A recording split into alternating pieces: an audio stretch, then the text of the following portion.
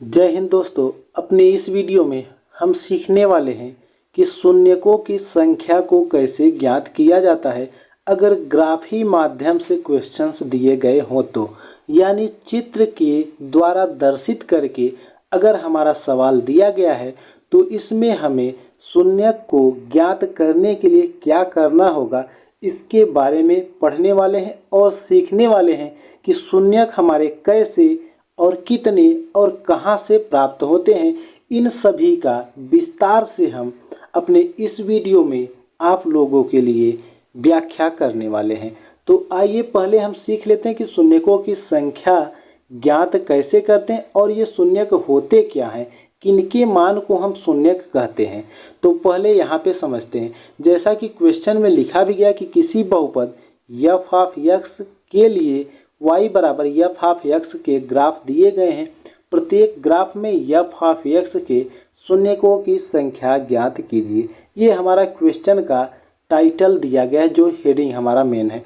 अब इसमें शून्यक क्या होता है इसे समझेंगे।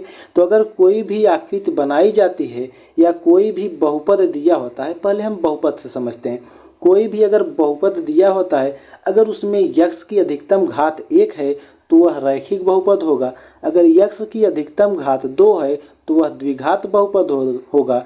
अगर x की अधिकतम घात 3 है तो वह त्रिघात बहुपद होगा। इसी तरह से बहुपदों की संख्या हमारी बढ़ सकती है, लेकिन हमें मैक्सिमम अपने इस अभ्यास में, इन सभी कक्षाओं में जो कि 10 की कक्षाएं हैं, इसमें हमें ज़्यादा से ज़्यादा 3 या 4 घात तक क्वेश्चन सॉल्व करने को मिलेंगे। इससे ज़्यादा हमें नहीं मिलने वाले हैं। तो हमें यहाँ पे इसे ग्राफ के माध्यम से शून्यक को बताना है। तो ग्राफ के माध्यम से शून्यक को ज्ञात करने से पहले हम बहुपद के माध्यम से समझते हैं कि अगर कोई भी बहुपद दिया होगा, जैसे यहाँ पे अगर रैखिक बहुपद है तो रैखिक बहुपद जिसमें x की अधिकतम घात 1 होगी, तो यहाँ से जो x का मान ज्ञात करेंगे तो x का हमारा सिर्फ एक ही मान प्राप्त होगा। x जब सॉल्व करेंगे तो x बराबर कुछ भी वैल्यू आएगी, लेकिन एक ही वैल्यू आएगी। इसी तरह से अगर द्विघात बहुपद होगा तो x के 2 मान आएंगे, त्रिघात बहुपद होगा तो x के 3 मान आएंगे, और चतुर्थ घात बहुपद होगा तो x के 4 मान आएंगे। तो x के हमारे जितने भी मान प्राप्त होते हैं उन्हीं को हम शून्यक कहते हैं। उन्हीं को हम क्या कहते हैं? शून्यक कहते हैं।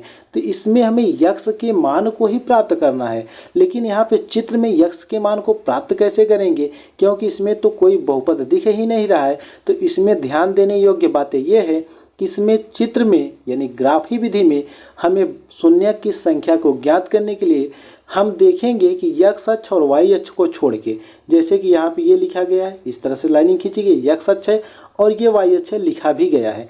इन सभी को छोड़ के इसके अतिरिक्त जो भी चित्र या कह सकते हैं कि ग्राफ या आकृति बनी रहेगी, उन्हीं से हमें शून्यक ज्ञात करना है। तो अगर ये x अक्ष है, ये y अक्ष है, इसे छोड़ दें तो एक आकृति ये लाइनिंग के रूप में एक रेखा खींची गई है। अब ये रेखा x अक्ष पे जितनी बार टच करेगी या जितनी बार प्रतिच्छेद करेगी उतने ही शून्यक होंगे। अब यहाँ पे ये रेखा देखिए तो x अक्ष पे सिर्फ यहीं पे प्रतिच्छेद कर रही है, एक ही बिंदु पे। तो जब एक ही बिंदु पे प्रतिच्छेद कर रही है तो इसमें शून्यक की संख्या हमारी क्या हो जाएगी? 1 होगी। इसी तरह से दूसरे वाले क्वेश्चंस को देखें तो ये x अक्ष पे कहीं भी नहीं प्रतिच्छेद करे, ये x अक्ष को छोड़ के y अक्ष पे ऊपर की तरफ है।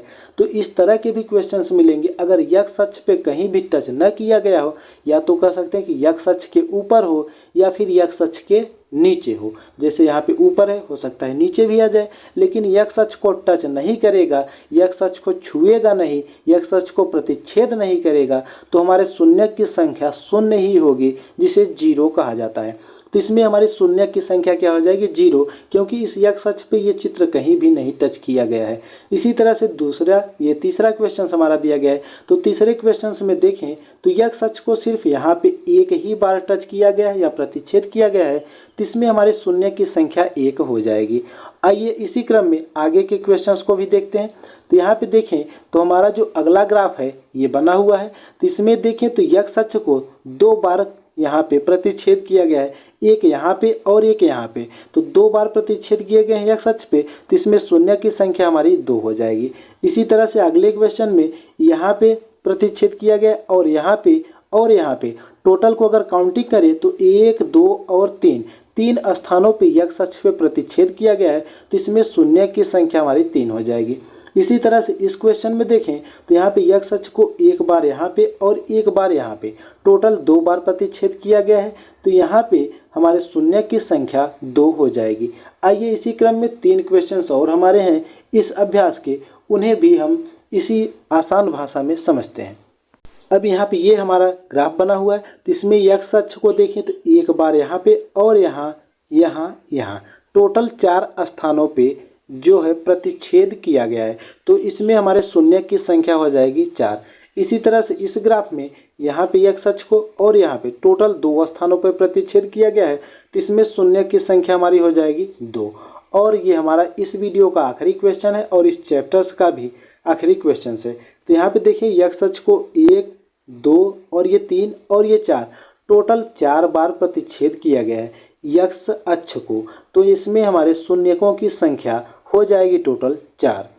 तो आई होप अगर वीडियो अच्छी लगी हो और हमारे बताने का तरीका अच्छा लगा हो और हमारे कंटेंट अच्छे लगे हों और हमने जिन भी वीडियो में आप लोगों को समझाने की कोशिश की है, अगर समझाने में कोई भी त्रुटि हो रही हो तो कमेंट बॉक्स में कमेंट कीजिएगा। और अच्छी लगी वीडियो हो तो हमारे अगर वीडियो आप लोगों को अच्छी लगी हो और समझ में आया हो तो वीडियो को लाइक कीजिएगा और साथ ही साथ चैनल को सब्सक्राइब कर बेल के आइकन को ज़रूर दबाइएगा।